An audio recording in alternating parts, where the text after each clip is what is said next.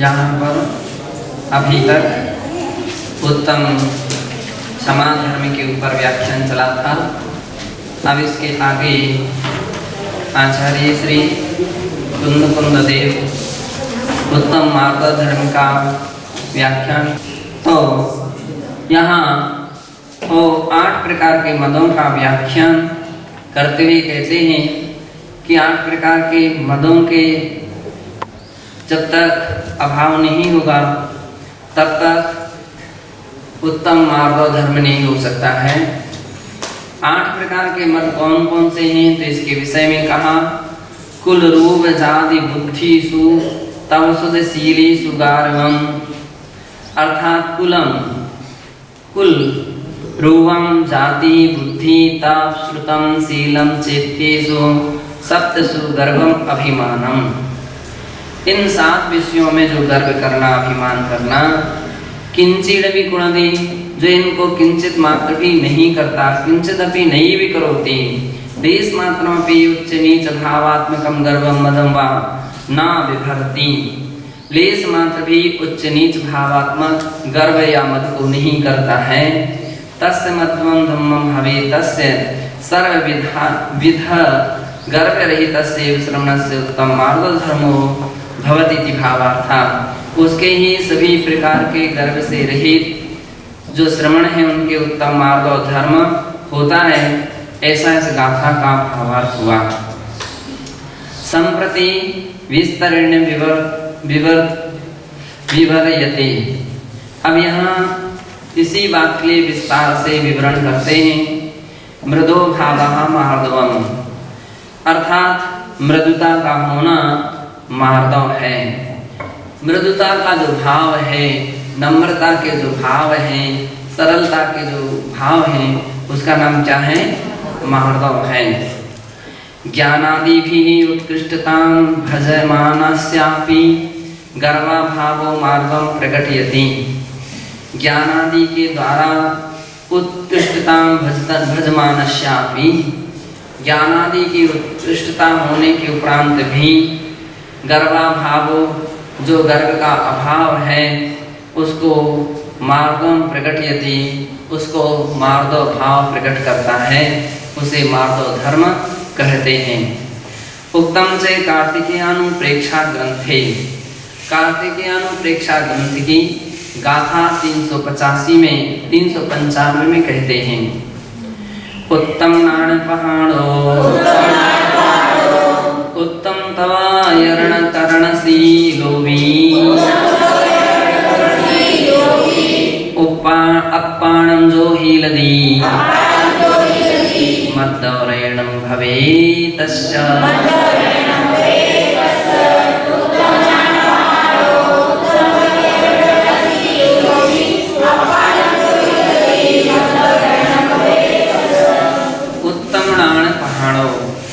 अर्थात जो उत्तम ज्ञान का धारक या जिसमें उत्तम ज्ञान प्रधान है, ऐसा उत्तम तवयरण करणशीलो भी, तथा उत्तम तपस्या करने में जो समर्थ होने पर भी स्वयं अपाणम जो हीलदी, स्वयं की अवहेलना करता है, अर्थात मद नहीं करता है, तस् उसके मद्दौरेणम हवे तस्य, मद्दव मार्दव रत्न होता है, उसका सद्भाव कहा गया है।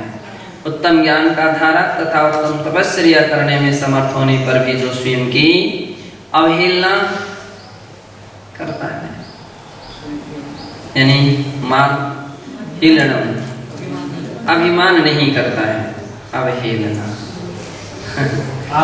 शब्दों के शब्दाना अनेक शब्दों के अनेक अर्थ होते हैं, अवहेलना कह सकते हैं।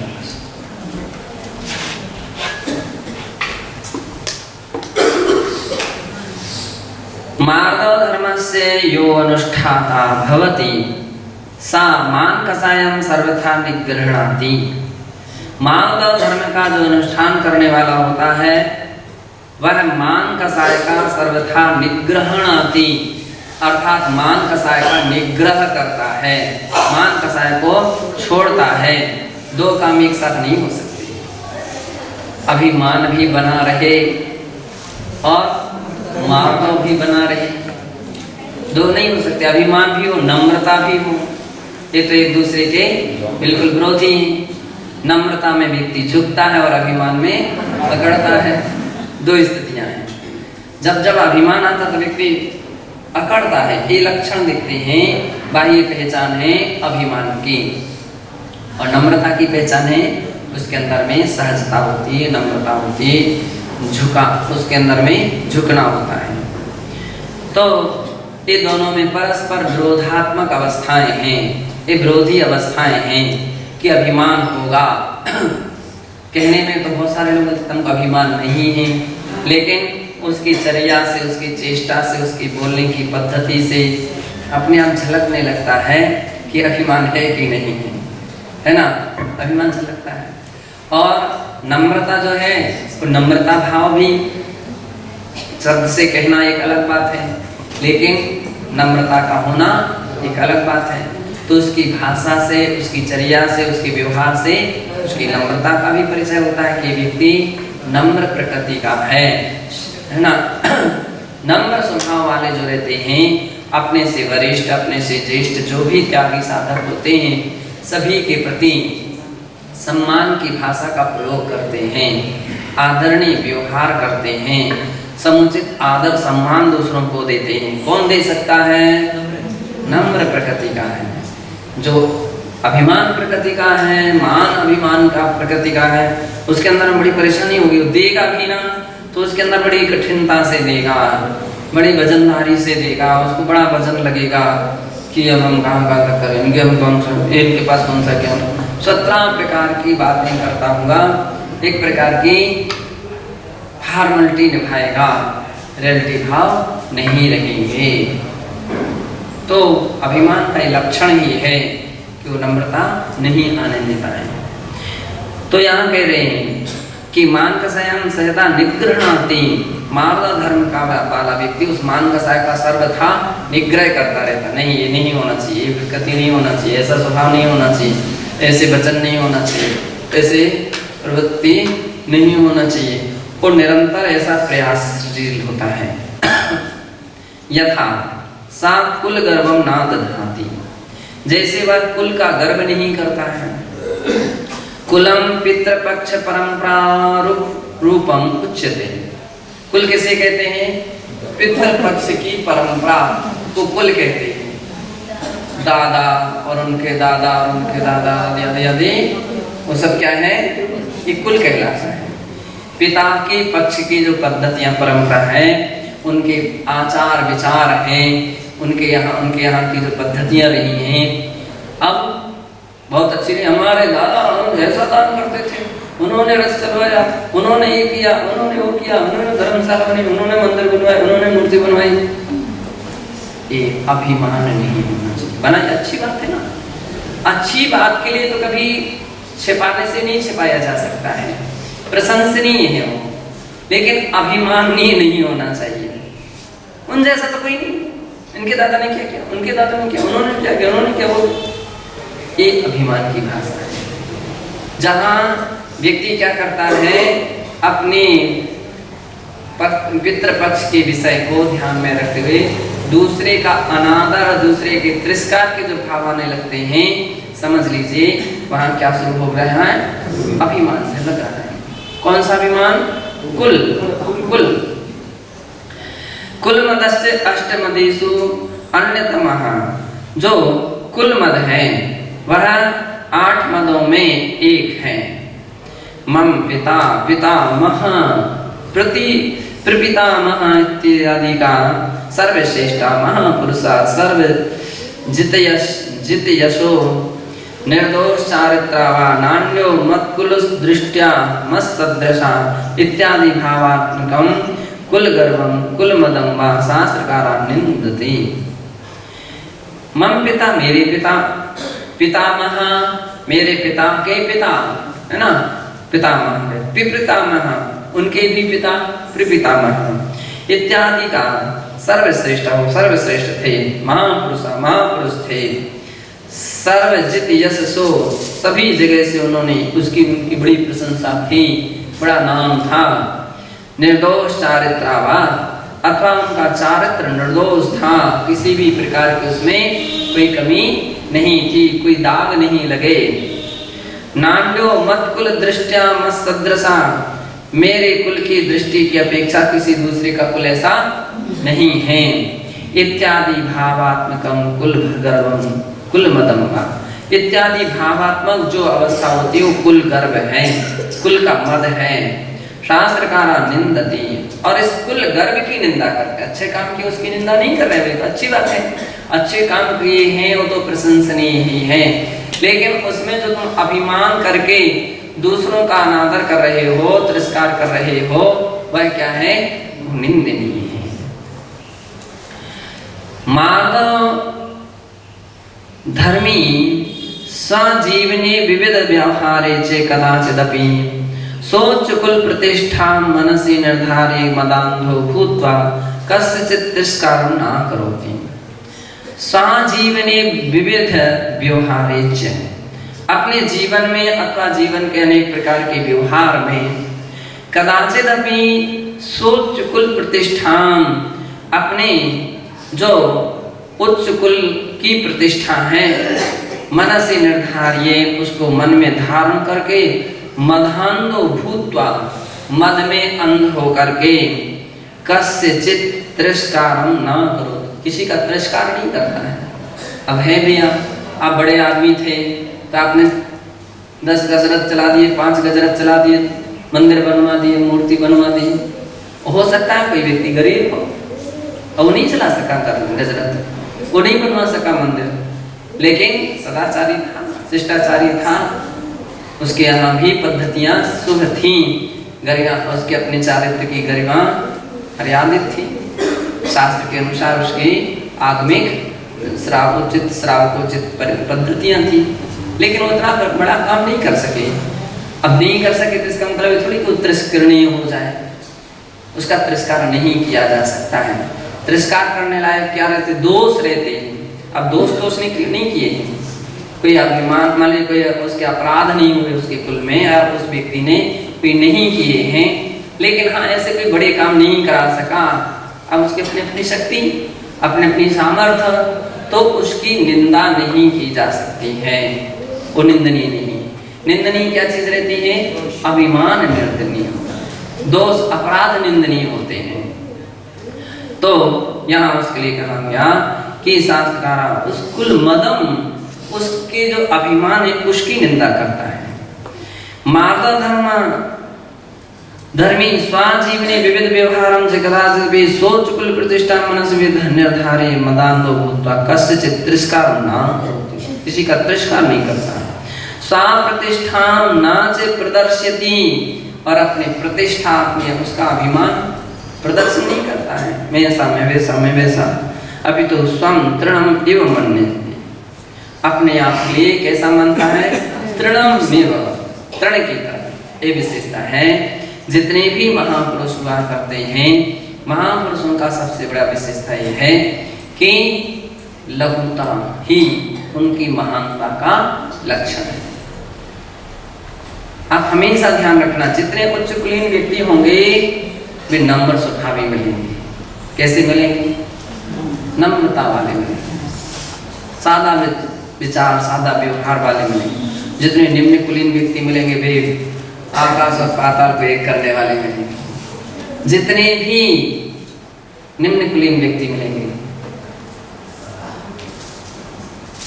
छोटा विचार, छोटा आचरण, छोटी पद्धतियां वाले, मतलब यूं कहते हैं बड़े व्यक्ति में बड़प्पन होता है, और बड़प्पन का अर्थ है कि उनके अंदर शिष्टाचार रहेगा, लघुता रहेगी, आदर रहेगा, सम्मान रहेगा।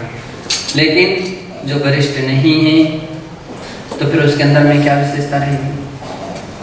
वो अभिमान दिखेगा। उसको अगर किसी कुर्सी पर बैठा दो फिर तो कहना ही क्या है, वो तो आकाश पाताल को एक कर देगा, दूसरे की सम्मान, प्रतिष्ठा, आदर्श को सबको धूमिल कर देगा। तो इसलिए जितने भी राज्य वगैरह हुए हैं किसके हाथ में रहे? क्षत्रियों के हाथ में रहे। राज्य का संचालन कौन कर सकता है? हर व्यक्ति नहीं कर सकता। क्षत्रिय वो राज्य का संचालन सम्यक प्रकार से कर सकते हैं। तो कह रहे हैं कि महापुरुष तो सब कुछ अपनी योग्यताओं को, महानताओं को भी क्या समझते हैं?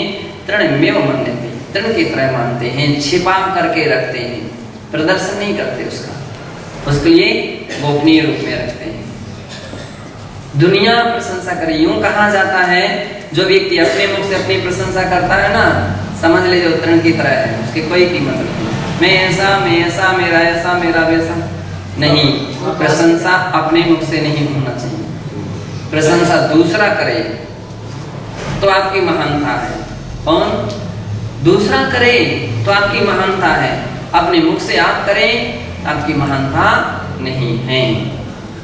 उत्तम से कार्तिकेयानुप्रेक्षायाम गाथा, कार्तिकेयानुप्रेक्षा ग्रंथ में गाथा 313 में कहा है, जोड़े पुणदिगवम उत्कलताई संव्याथेषु संभावे भावदी अपाणं गुणदित्तिणमेतं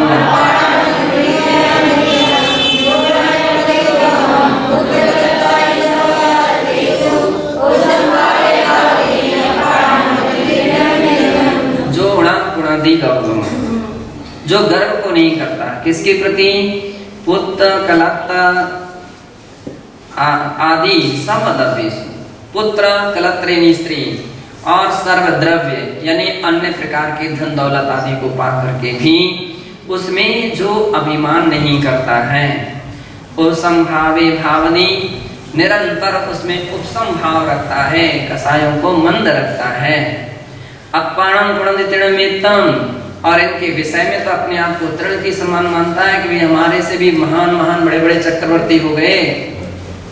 उनके पास कितनी स्त्रियां थी, कितने पुत्र थे और कितने प्रकार का धन वैभव था, बहुत सारा था। ऐसा सोच करके जो व्यक्ति क्या करता है? अभिमान नहीं रखता, अपने आप को तृण की तरह रखता है। ध्यान रखना है, उच्च व्यक्ति दीनता भी नहीं रखता है और अभिमान भी नहीं रखता, दोनों बातें हैं। और एक मध्यम मार्ग से गुजरता है, ना अभिमान और ना अत्यंत दीनता। ऐसा तो तृणमेव का तात्पर्य है अपनी अच्छाइयों को छिपा करके रखता है, अपनी अच्छाइयों को ढांक करके रखता है। अपरम रूप संबंधी गर्वमपि न करोति मार्दव धर्मी ही, और दूसरा रूप संबंधी गर्व को भी, उस मार्दव धर्म को धारण करने वाला अपने रूप का भी गर्व नहीं करता। मैं सुंदर, इतना सुंदर, ऐसा वैसा, ऐसे शरीर का, अपने रूप का गर्व उसको नहीं करना चाहिए। रूपम शरीर सौंदर्यादिकम तत्संबंधी मदोस रूप मदोपि अष्टमदेशु अन्यतम है। रूप यानी शरीर की सुंदरता आदि, या अथवा तत्संबंधी मदो, उस रूप को संबंध करने वाला मद, वो 8 मदों में एक मद है। मम रूपाग्रे कामदेवोपि दासत्वं करोति इति रूपमद। अब रूप का अभिमानी व्यक्ति क्या करता? मेरे सामने तो कामदेव भी क्या करता? दासत्वं करोति, वो तो मेरा दास है, नौकर, उसका रूप कहाँ मेरे सामने लगा? ऐसी अभिमान की भूमिका है ना। चाहे जिसकी रूप को देखकर कह रहे उसका तो ऐसा रूप है, वो तो ऐसा दिखता है, वो वैसा दिखता है, जैसा दिखता भाई तो नाम कर्म की प्रकृति है, सबकी अपनी अपनी प्रकृति है, कर्म के उदय से होने वाली अवस्था है ना। अब उसमें क्या अभिमान रखना? तमपि मार्दव गुणों पे तू ना करोते, मार्दव गुणों से युक्त व्यक्ति इस प्रकार के अभिमान को नहीं करता है। तथा परम जाति गौरवम, और कह रहे हैं तथा परम जाति गौरवम, जो जाति मद को भी, परम जाति गौरवम, जाति गौरव को भी जो नहीं करता है। जाति नाम मात्र पक्षी वंशः, जाति किसे बोलते हैं? मात्र पक्षी, मामा और मामा के भी जो परिवार मान लीजिए उनकी पूरी परंपरा है, वो सब क्या है? मात्र पक्ष है, जाति कहलाती है, उसको जाति कहती है। तत्संबंधी गौरवम मदाभिमानम वा मार्दव धर्मी ना कदाचिदपि किंचिदपि करोति। उस संबंधी गौरव को यानी अभिमान को ओ मार्दव धर्मी कदाचित किंचिदपि ना करोति, कभी भी किंचित मात्र भी नहीं करता है। जाति मदोपि अष्टमदेषु अन्यतमो गर्हणीयश्च, जाति मद भी 8 मदों में एक मद है। यथा मम माता यशस्विनी, मेरी माँ तो बड़ी यशस्विनी थी, ऐसी थी वैसी थी। विशिष्ट शील आदि गुणवती, विशिष्ट शील आदि गुणों से सहित थी। तत्संतान रूपेण अहमपि सर्वथा श्रेष्ठत्वं वहामि, और उनके समान रूप आदि को मैं भी सर्वश्रेष्ठ रूप को धारण करता हूँ। मातृोपि श्रेष्ठतमा तमम आसीत, मेरे मातुल, मातुल बोलते मामा को, मेरे मामा भी बहुत श्रेष्ठ थे। तद सदृशा कोपि न भूतले विद्यते, उनके समान संसार में और कोई दूसरा नहीं, इत्यादि विचारणम जाति मुदम सूचयति। उन्होंने ऐसे बड़े बड़े काम किए, बड़े काम किए, बहुत बड़े बड़े मंदिर बनाए, पंचकल्याण किए, समाज का उद्धार किया, आदि आदि। तो उनके समान और कोई नहीं है। इस प्रकार से जो अभिमान रखना तथा परम बुद्धि को है ना, वो क्या है? जाति मत कहलाता है। तथा परम बुद्धि गौरवम मार्दव धर्मिणी कृते त्याज्यम भवति। इसके बाद बुद्धि गौरव ज्ञान मद ये आता है, तो मार्दव धर्म से युक्त व्यक्ति उसका भी त्याग करता है। बुद्धि तदनंतरम बुद्धिमतो गाथायाम अत्र निर्दिष्टा, इसके बाद बुद्धिमत यह इस गाथा में निर्दिष्ट है। बुद्धि नाम विचारा निपुणता चातुर्यम वा, बुद्धि विचार निपुणता और चातुर्यता को कहते हैं।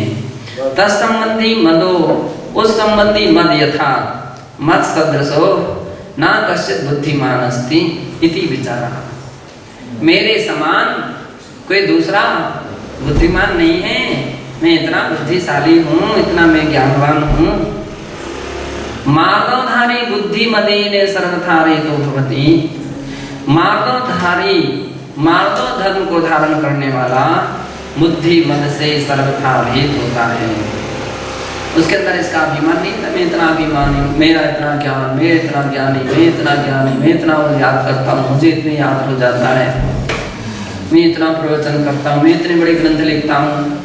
लिखते हैं तो ठीक है, वो आपकी सेवोपम की विशेषता है, आपकी सेवा है, आप बहुत अच्छे प्रवचन करते, बहुत अच्छी बात है ना। लेकिन इसलिए नहीं कि आप अभिमान धारण करें और दूसरे का अनादर करें, दूसरे का तिरस्कार करें, तो तिरस्कार के लिए सब नहीं होना चाहिए। तो तत्संबंधी मदोवा मत सदृशो न कश्चित बुद्धिमान अस्ति विचारः, उससे संबंधित जो मत है कि मेरे समान किसी की बुद्धि नहीं है, बुद्धिमान कोई नहीं है, ऐसा विचार करना। मार्दव धर्मधारी बुद्धि मदेन सर्वथा रहित भवति, मार्दव धर्मधारी बुद्धि मद से सर्वथा रहित होता है। तम एवं एव तपो मदो निर्दिष्टा, इसी प्रकार से तप मद कहाँ है? अयम अपि अष्टमदेषु परिगणितः, इसके भी अष्टमदों में गिनती है। अहम सह निष्क्रीडित विमान पंते सर्वतो भद्र प्रवृत्ति तपस्सरणम कृतवान। अहम मैं क्या? सह निष्क्रीडित विमान पंती, सह निष्क्रीडित व्रत करने वाला, विमान पंती, विमान पंती व्रत होता है, तपस्या रहती है। सर्वतो भद्र प्रवृत्ति तपस्सरणम, कौन सा? सर्वतो भद्र, फिर भी भद्र हैं, सब कुछ करने पर भी कोई अभिमान नहीं है, कोई प्रदर्शन नहीं है, कोई प्रचार प्रसार की भावना कर रहे हैं, गोपनीय साधना है। कोई व्यक्ति तो थोड़ा सा करता हो, पूरा बाजार लगा करके बैठ जाता है ना, अरे हमारा, अरे हमने इतना फंस गया, हमने इतने, हमारा इतना, हमारा तो सबसे अच्छे साधक वे कहलाते हैं जो अपने मुख से अपने प्रचार नहीं करते हैं, अपना प्रदर्शन नहीं करते, अपनी साधना को गोपनीय रखते हैं। तो ऐसे धन्य है मुनिराज के लिए अपने विश्वस्त सागर जी, सागर जी इतनी बड़ी बड़ी कठिन तपस्या करते हैं, फिर भी गोपनीयता रखते हैं। वेदांबर सागर जी है ना, गोपनीयता रखते हैं। वेद सागर जी है ना, विश्वशील सागर जी, कैसे कैसे तपस्या। माता जियों में भी देख लीजिए, विशिष्ट श्री माता जी और कहीं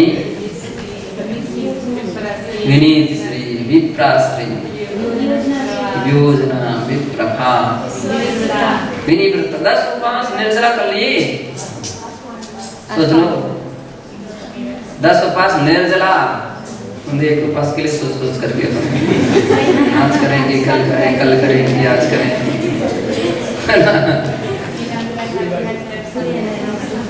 तो आराम से ऐसी साधना इस प्रकार की जो होती है, और फिर भी कोई प्रदर्शन नहीं, कोई आज तो मुझे पता भी नहीं था, ध्यान नहीं रहा, तो पास में था, हमको ये भी नहीं पता था कि वो चौथे में कहीं लगा बाद में कि भाई दुनिया रही।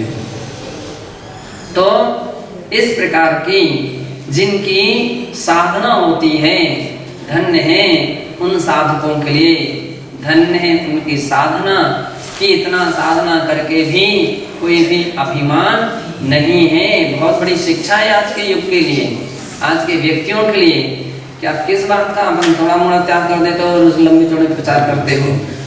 और देखो हम लोग इतनी बड़ी बड़ी तपस्या करते फिर भी प्रचार नहीं करते। अन्य श्रवण कठोर तपाचरणे नाम सदृशम बौद्धुम समर्था। कोई व्यक्ति अगर तप को धारण करके मत करे कि मम जीवनम तपा पूर्णम, मेरा जीवन तो तप पूर्ण है, मेरे जैसा कठोर तपस्या आचरण करने वाला और कोई शक्तिशाली ऐसा मेरे समान नहीं है, इत्यादि विचारा तपोमद सूचका। इत्यादि विचार तपोमद का सूचक है। ततस्य श्रुतमदस्य निर्देशः, और इसके बाद श्रुत मत का निर्देश है।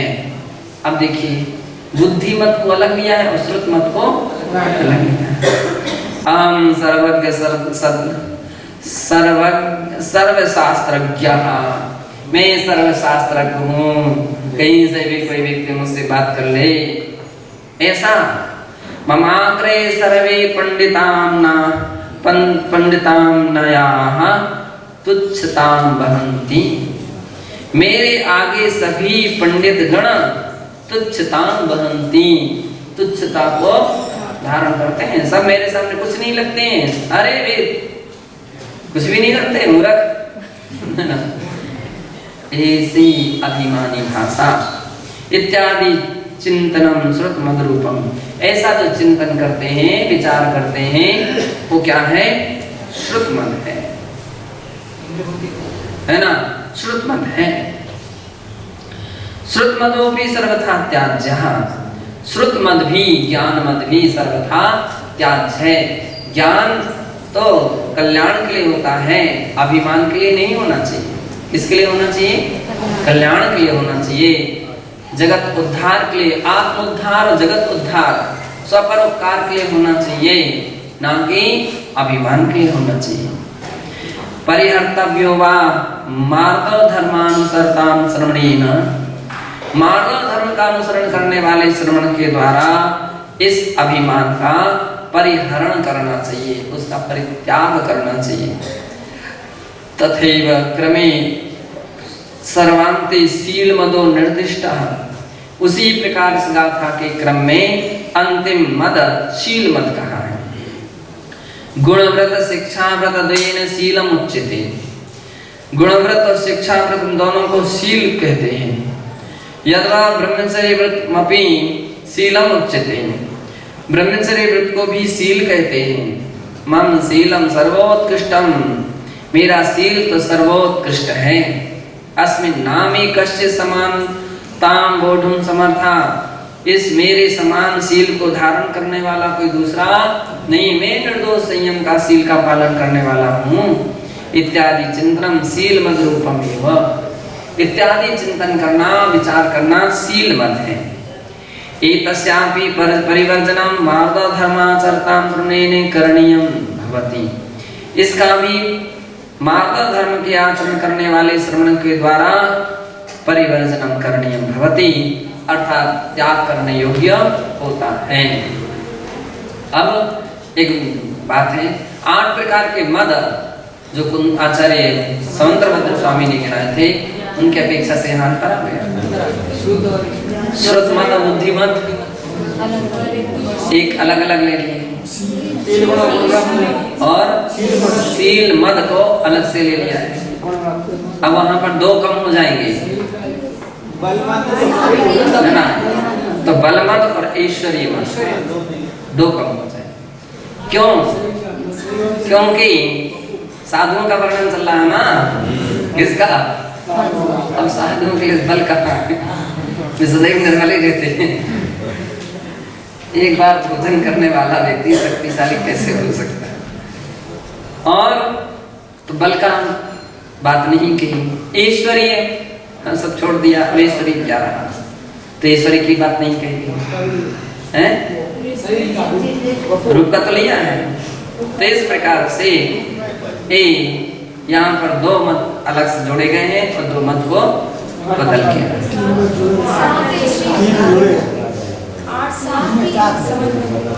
रत्नकुंडक श्रावकाचार्य मदानाम अष्टानाम निर्देशितम प्राप्यते। रत्नकुंडक श्रावकाचार्य के श्लोक 25वें श्लोक में 8 प्रकार के मर्दों का निर्देश किया है, और इसमें आचार्य कुंदाचार्य ने कितने मत की गिनती? 1 2 3 4 5 6 7 है ना, 7 मतों का वर्णन। तो पूजा मत, पूजा ऐश्वर्य और कारण एक में ही समाविष्ट कर लिया है। तो इस प्रकार से समंतभद्र स्वामी ने रत्नकुंडक श्रावकाचार्य के 25वें श्लोक में ऐसा कहा है, ज्ञानम पूजां कुलम जातिम,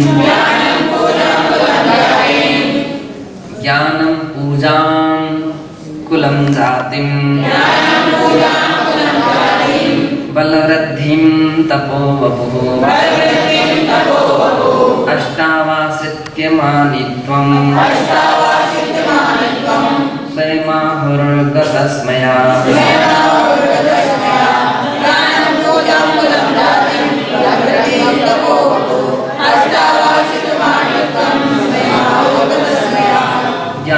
ज्ञान, पूजा, कुल, जाति, बल, वृद्धि यानी ऐश्वर्यता, वपुः शरीर की सुंदरता, इन 8 का आश्रय करके जो किए गए कर्म हैं उसको मदहीन, अर्थात कौन है? गतस्मया, अभिमान से रहित गणधर परमेष्ठी हैं, महापुरुष हैं, उन गौतम गणधर ने 8 प्रकार के मद कहे हैं। गणधर परमेष्ठी इतना ज्ञान होने पर भी अभिमान से रहे, और जब ज्ञान नहीं था, सम्यक ज्ञान नहीं था, तो अभिमान था, अहंकार था। तत्रैव मद दोषस्यापि संकेतिता कृता, वहां पर भी पद 26 में मद के दोषों का भी संकेत दिया है। स्मेन्योन्नान्यत्तीति धर्मस्थान गर्विताशयः, सोत्तेति धर्ममात्मीयम्, न धर्मो धार्मिकैर्विना,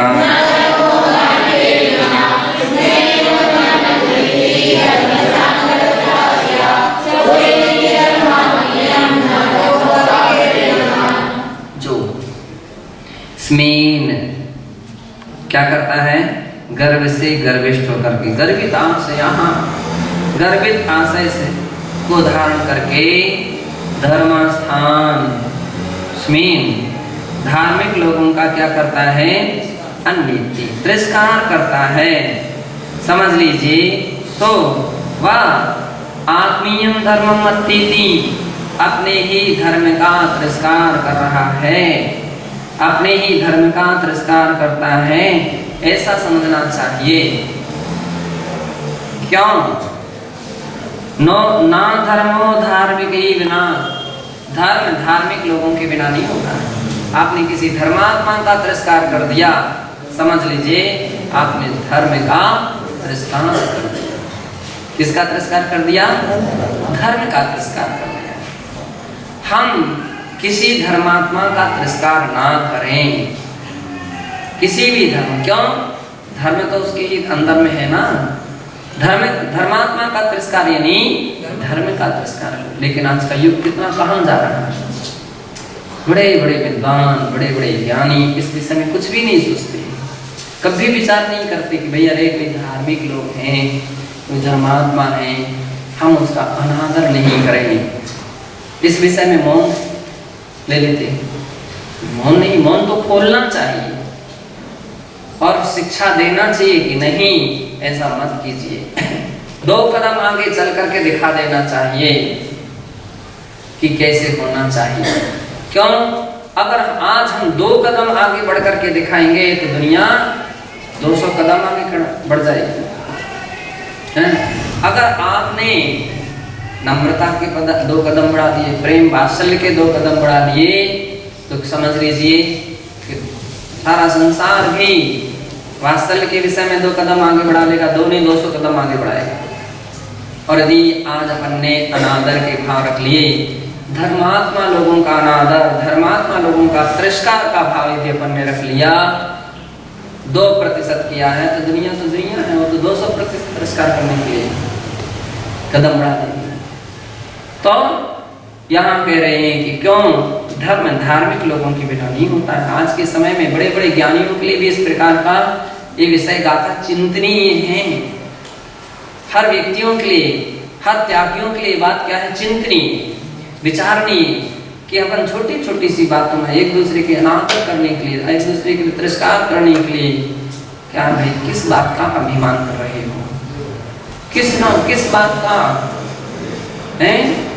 थोड़ी सी आपने तपस्या कर ली उसका अभिमान, थोड़ा सा ज्ञान आ गया उसका अभिमान, थोड़ा सा संयम आ गया उसका अभिमान, थोड़ी सी आपकी प्रशंसा प्रतिष्ठा हो जाए उसका अभिमान।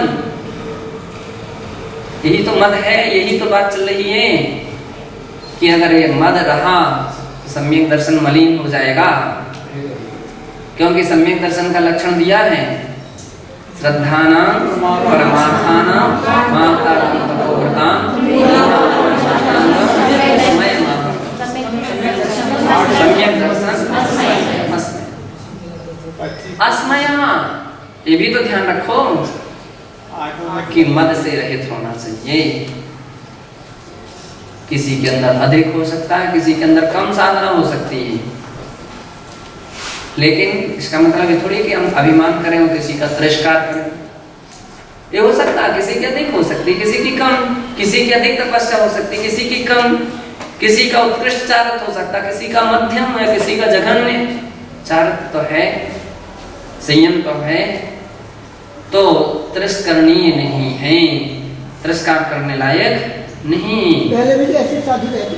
हाँ, पुराने समय में भी पुलाव, बकोर, सुशील, निर्गंध, स्नातकाः 5 प्रकार के विभाग तत्वार्थ में कहे। कोई उत्कृष्ट संयम वाला, कोई मध्यम जघन्य संयम वाले नहीं है। अंतर तो रहते थे।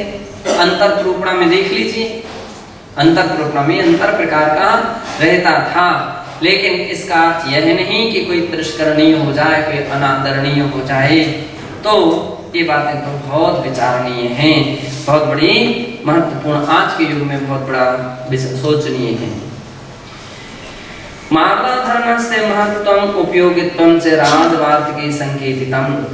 मार्दा धर्म के महत्व की और उसकी उपयोगिता को राजवार्तिक के 9वें अध्याय के 8वें सूत्र के 27वें वार्तिक में कहा है। मार्दोपेतम गुरुवो नुगृहीणन्ति मार्दव गुण वाले व्यक्ति पर गुरुजनों का अनुग्रह होता है। गुरु किस पर प्रसन्न होते हैं? अभिमानियों पर नहीं, निरभिमानियों पर प्रसन्न है। नम्र स्वभावी जो होते हैं, नम्र प्रकृति वाले होते हैं, उन पर खुश होते हैं। अभिमानी पर नहीं। उनकी प्रसन्नता तो एक प्रकार का जल है, जल वृक्ष के लिए दिया गया जल है। अगर नम्र प्रकृति वालों पर प्रसन्न होंगे, उस पर जल जाएगा तो नम्रता का वृक्ष हरा भरा होगा। और कहीं अभिमानी व्यक्ति के ऊपर चला जाए तो अभिमान का हरा वृक्ष हरा भरा हो जाएगा।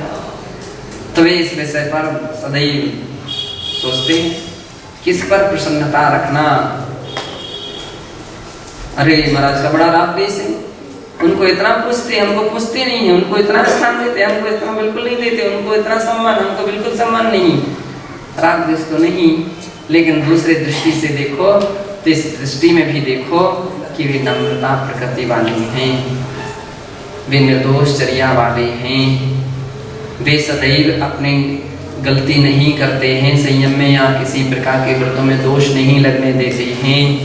अगर लग जाए तो उसकी निश्चल भावना से आलोचना करते हैं, प्रायश्चित लेते हैं और उसका पालन करते हैं, फिर कभी ऐसी गलती नहीं करते। तब ऐसे लोगों को पा करके प्रसन्नता नहीं होगी तो किसको देख करके प्रसन्नता होगी? जो गलती करे, छिपाए, आदि आलोचना करे, आदि ना करे, उस पर प्रसन्न होंगे क्या? तो नहीं, वो तो उनके विषय में परख है, वो अपनी दृष्टि में उनकी क्या दृष्टि है। गुरु की दृष्टि गहरी होती है, उनकी सोच गहरी होती है और वो अपनी दृष्टि से निर्णय लेते हैं, वे किसी दूसरे की अपेक्षा से नहीं चलते हैं। तो क्या बतला रहे हैं कि मार्गोपेतम गुरु अनुग्रहणन्ति, मार्गशील व्यक्ति के प्रति गुरुजन बड़े अनुग्रह करते हैं, प्रसन्न होते हैं। और साधुपि साधु माम मन्यन्ते, साधु पुरुष भी उस सत्पुरुष को मानते, सम्मान देते हैं। क्यों मानते हैं? मार्ग धर्म से युक्त है। अब देखिए, जो सदैव ये ऐसा करता है, तंत्र में जाकर के वो अकेले ही रह जाता है। और जो निरभिमानी है, प्रेम से जाकर के मर्यादा से उसको संभालता है, सुझाव देता है और उसका मान लीजिए उसका उपकार करता है। ऐसा तो नहीं कि ये व्यक्ति उसके दूसरे का उत्थान ना चाहता हो। मार्ग धर्म वाला तो अधिक धर्म से युक्त है ना, तो दूसरे का उपकार करता है, लेकिन कैसे करता है? प्रेम से करता है, मर्यादा से करता है, वात्सल्य भाव से करता है। तो दुनिया उसको चाहती है ना। और कुछ लोग ऐसे भी रहते हैं कि सोचते हैं खाली प्रशंसा के इच्छुक हों, हम अपन किसी की मत कहो, किसी से बुरे मत हो, ठीक है मत हो बुरे, लेकिन आज मालूम है, आज व्यक्ति अच्छा कह देगा, कल दूसरा व्यक्ति वही जब वो बड़ा हो जाएगा, उसको थोड़ी समझदारी आ जाएगी, तब फिर वो कहेगा, सोचेगा कि एक ऐसे भी हमारे साथी थे कि वे क्या करते थे, वे हमको कभी अच्छी बातें नहीं बतलाते थे, कभी उनने हमको सामायिक के विषय में नहीं कहा, प्रतिकोण के विषय में नहीं कहा, स्वाध्याय के विषय में नहीं कहा, कल्याण की कोई भी अच्छी बातें, अच्छे संस्कारों की बातें नहीं कही। और तो क्या प्रमादी बनाए रखे, सोते रहो कोई दिक्कत नहीं है, हम नहीं कहेंगे महाराज से, हम शिकायत नहीं कर ले, तुम सोते रहो, नहीं करो सामायिक, नहीं आप प्रतिकोण कोई दिक्कत नहीं। तो उस समय तो बड़े अच्छे लग रहे थे, लेकिन बाद में मालूम चलेगा जब उसको समझदारी आ जाएगी कि उन्होंने तो हमारे बहुत बड़ा गलती किया। अगर हम अच्छी संगति में होते तो आज हमारा कुछ और ही जीवन होता, फिर उसके समय उसको लगता है कि हमारा जीवन कुछ और ही होता है ना। अपन ऐसी स्थिति में रहे कि अपन ने कभी इस विषय में कोई सोचने वाला, कहने वाला नहीं मिला, कोई बोलने वाला, बतलाने वाला नहीं मिला, उस समय लगता है। आज जो व्यक्ति बतला रहे हैं तो अपन को बड़े कांटे जैसे लगता है, जब देखो यहाँ तो ये मत करो, वो मत करो, ये मत करो, ऐसा वैसा, इतना रोज रोज रोज सुन करके तो कान रहे। बड़ी परेशानी होती है, बड़ी कष्ट होते, बड़ी तकलीफ होती है, क्या करूं, अब बैठना पड़ता है, मन ही नहीं लगता है। क्यों नहीं लगता है? इतनी अच्छी बातें सुन करके, जिनवाणी की बातें सुन करके, क्योंकि अपने अंदर में कोई ना कोई त्रुटियां हैं, कमी हैं, तो अच्छा नहीं लगता है। लेकिन आज अच्छा नहीं लग रहा है, ये हो सकता है, लेकिन वही संस्कार पढ़ते जाएंगे तो कल का दिन तो बहुत अच्छा होगा, कल का दिन तो सुधा होगा। आज जो संस्कार में ढल गया है, आज जिसके अंदर में अच्छे संस्कार पड़ चुके हैं, कल के दिन वो अच्छे संस्कार कई गुनी मात्रा में विकसित होंगे और उसका सम्मान, उसकी प्रतिष्ठा, उसकी गरिमा कई गुनी बन जाएगी। फिर याद रह करके याद आएगी। वो समय हमको खराब लगता था शुरू में, लेकिन बहुत अच्छा रहा। यदि उस समय ऐसा कठोरता नहीं रखी जाती तो हमारा जीवन बन नहीं पाता। उस समय फिर अपन को याद आती है। तो साधोपि साधु माम मन्यन्ते, जो माधव धर्म से युक्त होता है, साधु जन भी उसके लिए मानते हैं, आदर देते हैं, सम्मान देते हैं। और ततस्ते सम्यक ज्ञानादीना पात्री भवन्ति, और क्या बोल रहे हैं, वो सम्यक ज्ञान आदि का पात्र होता है। गुरु के अनुग्रह से उसे सम्यक ज्ञान की प्राप्ति होती है। किसको पढ़ाया लिखाया जा सकता है, किसको समझाया जा सकता है?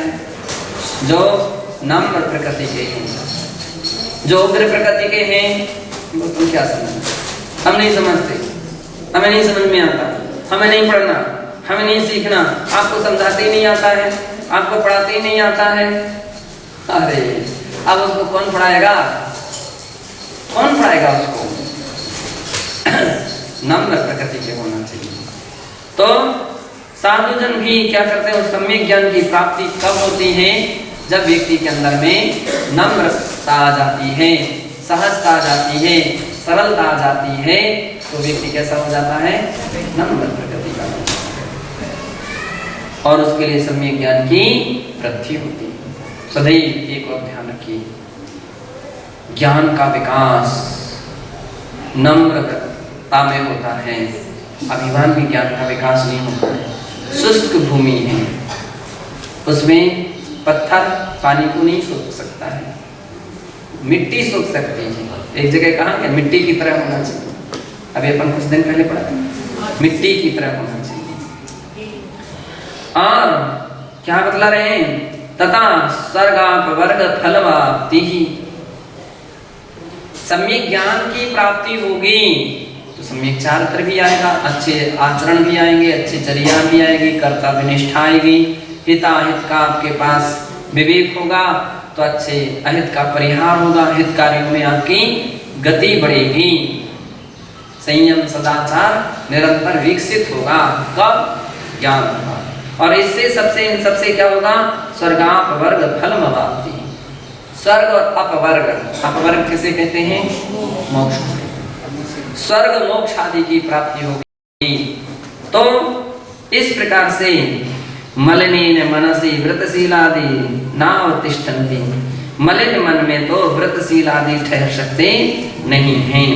साध्वैश्चैनं परित्यजन्ति, साधु पुरुष भी उस व्यक्ति को छोड़ देता है। किसको? जो अभिमानी हैं, मलिन प्रकृति के हैं, उसको छोड़ देते, ज्यादा उनकी संगति, ज्यादा उनसे उसमें उनका संपर्क नहीं रहता है। तो वह इस प्रकार से तन्मूलान सर्वा विगुदाः, अब सभी ने छोड़ दिया, गुण भी प्राप्त नहीं हुए और किसी ने साथ सहयोग भी नहीं दिया, सम्मान भी नहीं दिया, है ना? तो क्या है? समस्त विपदाएं, सर्व तन्मूला सर्वा विपदा, सभी विपदाएं। हमारे लिए कोई ध्यान नहीं रखता है, हमारा कोई सेवा नहीं करता है, अब कहते रहो तुम दुनिया भर की, हमारी कोई प्रशंसा ही नहीं करता है, हमारे कोई गीत ही नहीं गाता है, हमारे ऊपर कोई कविता ही नहीं लिखता है, कोई हमारे ऊपर कहानी ही नहीं लिखता है। उसमें क्या लिखे मतलब है? क्या सहयोग देगा व्यक्ति? हमारे पास कोई बैठता भी नहीं है, कैसे बैठेगा? नम्रता नहीं है, सहजता नहीं है, अभिमान जलता तो व्यक्ति ऐसे छिड़छिड़ाने लगता है, ये नहीं बोली वो नहीं तुला। ऐसी प्रकृति जब होने लग जाए तो सज्जन व्यक्ति तो अपनी सम्मान को कायम रखेगा, अपनी मर्यादा को कायम रखेगा और कम व्यवहार करेगा। अब जब कोई उसकी संगति नहीं करेगा, सभी विपदाएं हैं, कोई साथ नहीं दे रहा, सहयोग नहीं दे रहा, ये नहीं दे रहा, वो नहीं दे रहा। अब तुम कितने भी गाते रहो दुनिया भर के गीत, फायदा कुछ होने वाला नहीं है। इसलिए 100 की सीधी एक बात, कौन सी?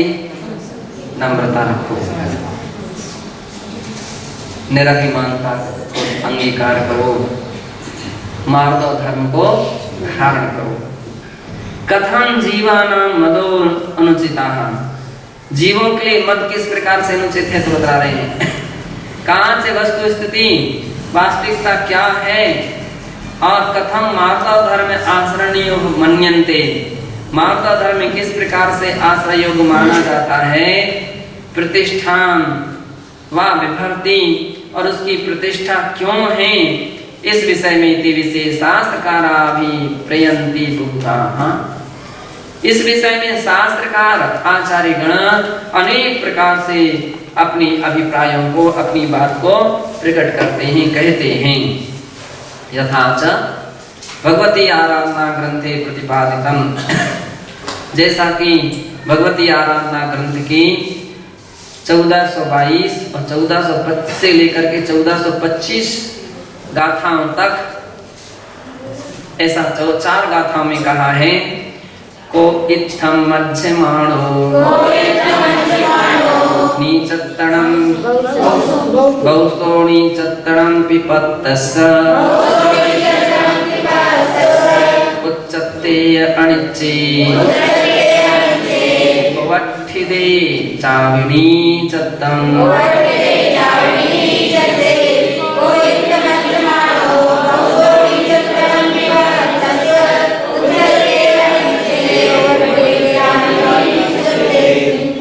मध्यमाणो बहुसो नीचत्तणं पिपत्तस्य, कह रहे हैं इस अभिमान कुलादि की ऊंचाई भी हो, इससे मैं ऊंचा भी हो जाऊं तो भी उसका गर्भ भी कैसा।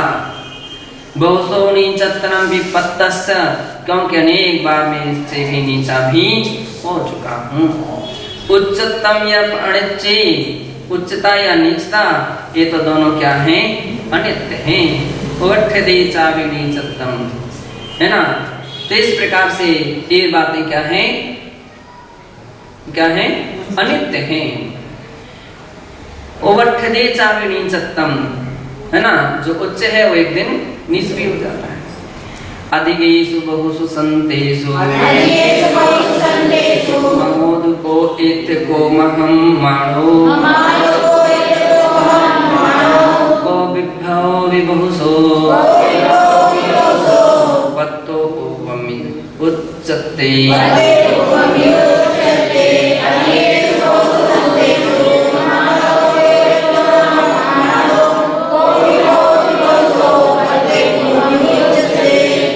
में ज्ञान आदि की दृष्टि से बहुत से मेरी अपेक्षा अधिक हैं, मेरे से भी अधिक संसार में ज्ञानी। अधिकेषु बहुषु संतेषु ममादो, मुझको लेकर के या मुझसे अधिक ज्ञानी संसार में हैं। कोएत को महं मानो, फिर इनका मुझे अभिमान कैसा।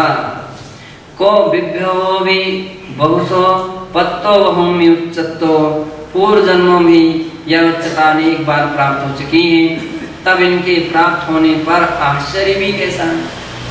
इससे भी अधिक बार अपन ऊंचे नीचे अवस्था को प्राप्त हो चुके हैं अनंत भाव में, तो फिर अभिमान कैसा। ऐसा संत पुरुष विचार करते हैं। और जो अवमानन करणम दोषं परिहरे नित्यमाहुतो सोणामहोदिमाणि नदुगुण चत्तेन माणिन।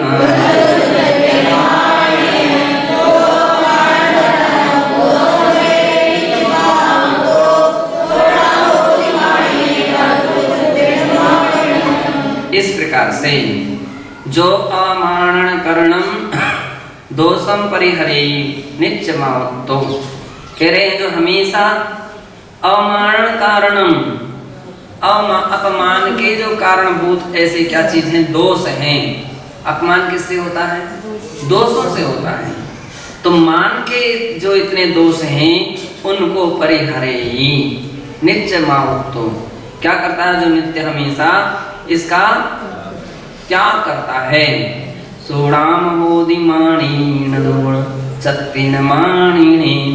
वह मानी मान करने योग्य होता है। स्वाभिमान किस पर? दोषों के त्याग पर स्वाभिमान होना चाहिए, ना कि गुण कुछ भी नहीं है और व्यक्ति स्वप्न देखता है बड़े लंबे चौड़े, तो ऐसा नहीं होना चाहिए। गुण रहित मान से कोई मानी नहीं होता है। माणी नदु गुण चत्तेन माणी नहीं, क्या मतलब है? गुण रहित है। अब जिसमें स्वाभिमान जग सकता था वो गुण ही नहीं है, अब तो अपना अभिमान बनाए रखो तो उससे कोई फायदा नहीं है। यह चे परतय लोए दोषे बहु गई आव हदी मानो। यदि अपनो गणिता गहम कुज्जा।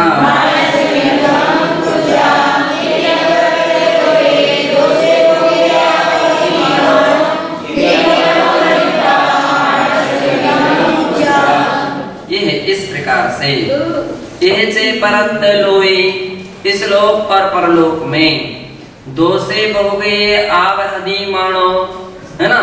इस लोक में और परलोक में मान बहुत दोषकारी है। क्या है? बहुत प्रकार के आवहदी मोह मानो। मान क्या करता? बहुत प्रकार के अवगुणों को पैदा करता है। यदि अपनो गणिता, ऐसा जान करके जो अपने मान का क्या करते हैं? मानस से बड़े गहम कुज्जा, ऐसा सोच करके अभिमान का निग्रह करना चाहिए, अभिमान का त्याग करना चाहिए, अभिमान को छोड़ना चाहिए। इस प्रकार से यहाँ पर कहा है। इसके आगे और भी आगे कहेंगे।